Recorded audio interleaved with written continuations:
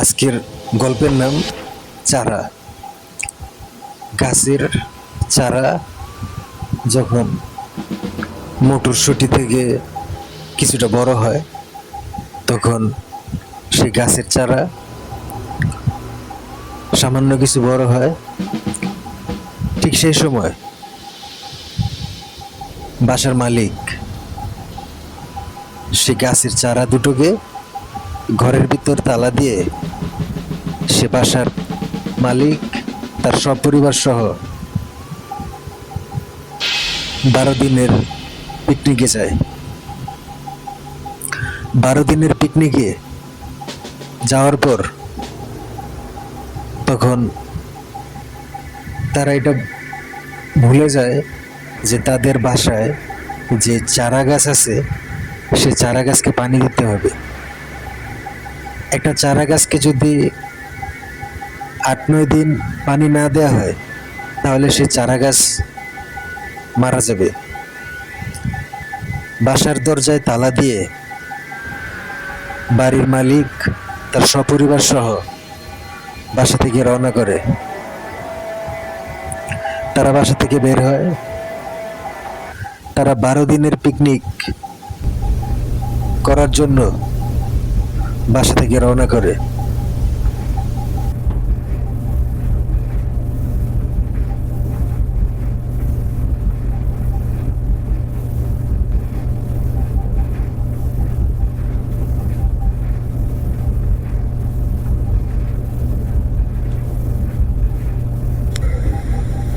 Water, water, give me some water. Without water, I will die. I am a sapling. I need some water. Give me some water.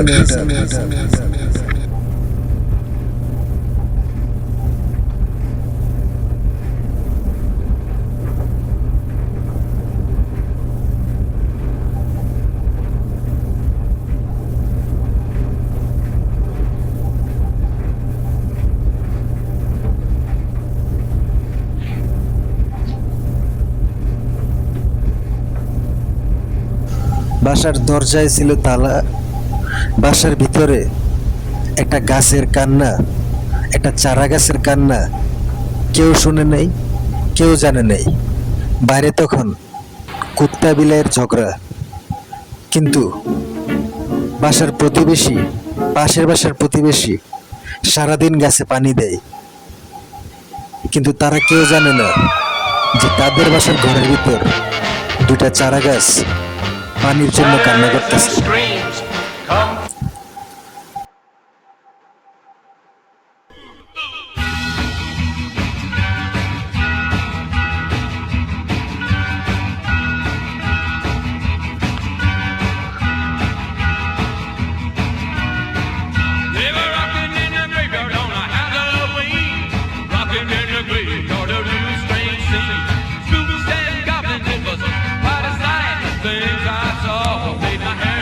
Water, water, give me some water.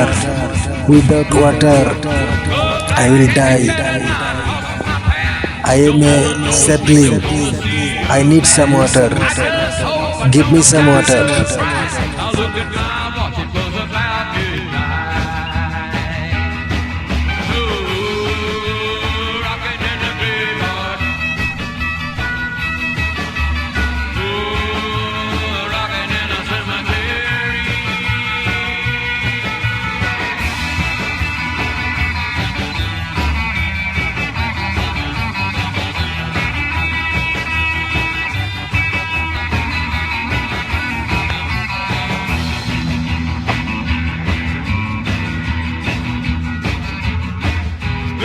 কিন্তু এদিকে তখন সেই বাসার পাশের বাসার প্রতিবেশী তার গাছে প্রতিদিন পানি দিতে থাকে আর হাসতে থাকে, আর বৃষ্টি হলে সে নাচে।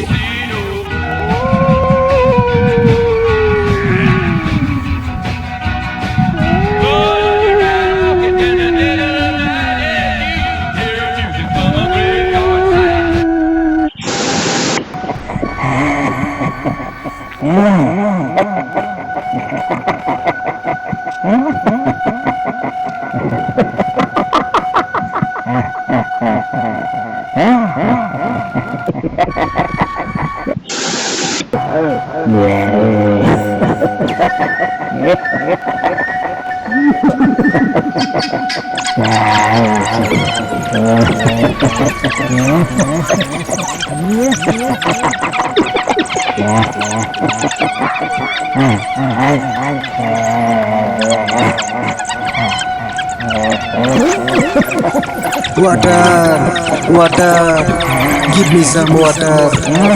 Without water, I will die. Give me some water.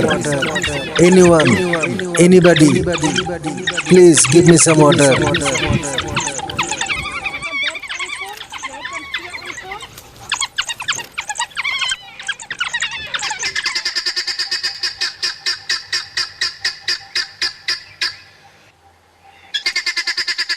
সেদিন বাইরে প্রচুর বৃষ্টি হয়, কিন্তু এত বৃষ্টি হওয়া সত্ত্বেও প্রতিবেশীদের গাছ ছিল বাসার বারান্দায়, যার কারণে বৃষ্টির পানি সেসব চারা গাছ পায়। কিন্তু ঘরের ভিতর থাকা যেই ফুলের টবের চারা গাছ, সেই চারা গাছ বৃষ্টির পানি থেকে বঞ্চিত হয়। তখন ঘরের ভিতরে সেই চারা গাছ কান্না করতে থাকে।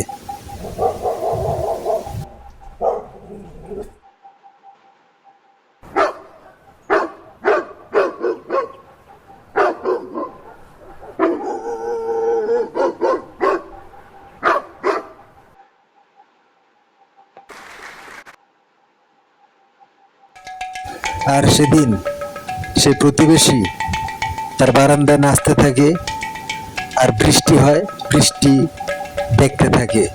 কিন্তু সেই প্রতিবেশী জানতো না যে তার পাশের বাসার একটা ঘরের ভিতর, তালার ভিতর বন্দি একটা চারা গাছ ফুলের টবে।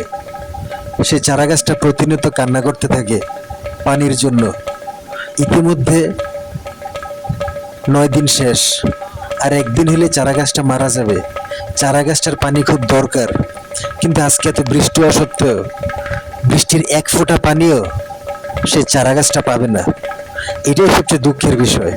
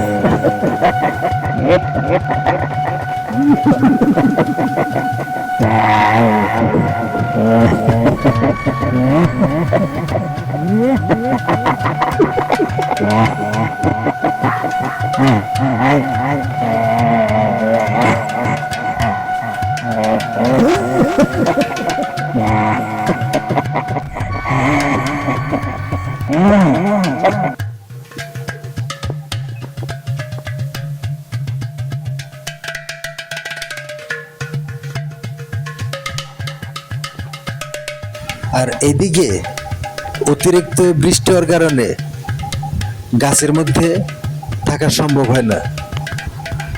সকল পাখি গাছ দখল করে। তখন একটা ব্লুবার্ড গাছে জায়গা না পাওয়ার কারণে সে বাসার ভিতর আশ্রয় নেওয়ার জন্য খোলা জানালা খুঁজতে থাকে। খোলা জানালা খুঁজতে খুঁজতে যে জানালার কাছে যায়, সেই জানালার কাছে মানুষ থাকে, তাকে দূর দূর করে তাড়িয়ে দেয়। তখন সেই পাখি, সে ব্লুবার্ড, কোনো বাসার জানালার ভিতর প্রবেশ করতে পারে না। এভাবে ঘুরতে ঘুরতে সারাদিন বৃষ্টি চলে, বৃষ্টি কোনোভাবে থামে না। কিন্তু এই ব্লুবার্ডের আশ্রয় দরকার। আশ্রয় খুঁজতে খুঁজতে সেই ব্লুবার্ড একটা খোলা জানালা দেখতে পায়। যে বাসার মালিকরা 12 দিনের জন্য পিকনিকে গেছে, সে বাসায় একটা খোলা জানালা থাকে। সে জানালার ভিতর কোনো মানুষ থাকে না। তখন সেই ব্লুবার্ড সে জানালার ভিতর প্রবেশ করে সন্ধ্যা 7টার সময়।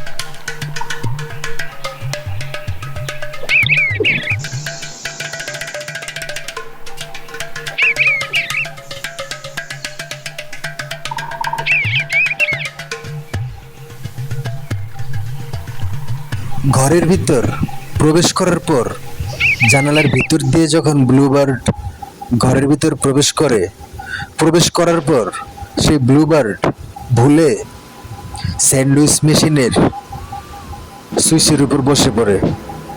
স্যান্ডউইচ মেশিনটা চালু হয়, তখন ধোঁয়া বাইরেতে থাকে ভিতরে স্যান্ডউইচ না থাকার কারণে।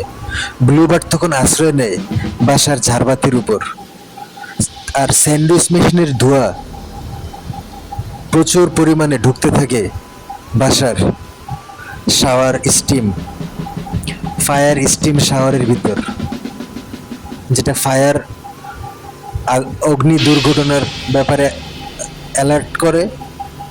সেই মেশিনটার ভিতর যখন ধোঁয়া ঢোকার পর সে মেশিন থেকে প্রচুর পরিমাণে শাওয়ার পানি বাইরেতে থাকে আগুন নিবানোর জন্য, আর সেসব পানি পরে সেই চারা গাছের উপর। তখন সেটাই ছিল চারা গাছের শেষ দিন পানি পাওয়ার। সৌভাগ্যক্রমে সে চারা গাছ বাঁচতে পারে। সে চারা গাছ থ্যাংক ইউ জানায় সে ব্লুবার্ডকে তার জীবন বাঁচানোর জন্য।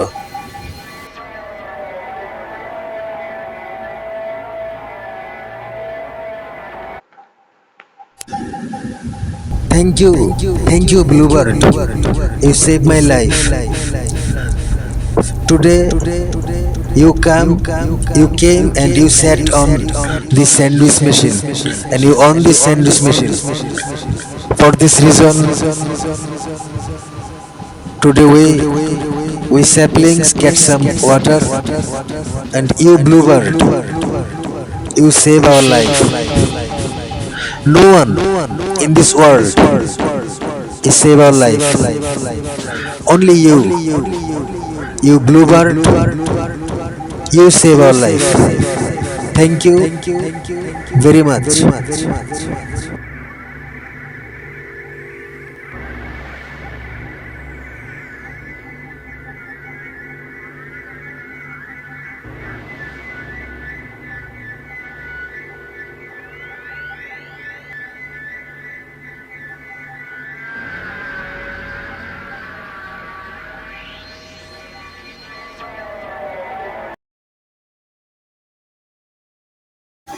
বাসার মালিক কালকে আসবে, কিন্তু এর ভিতরে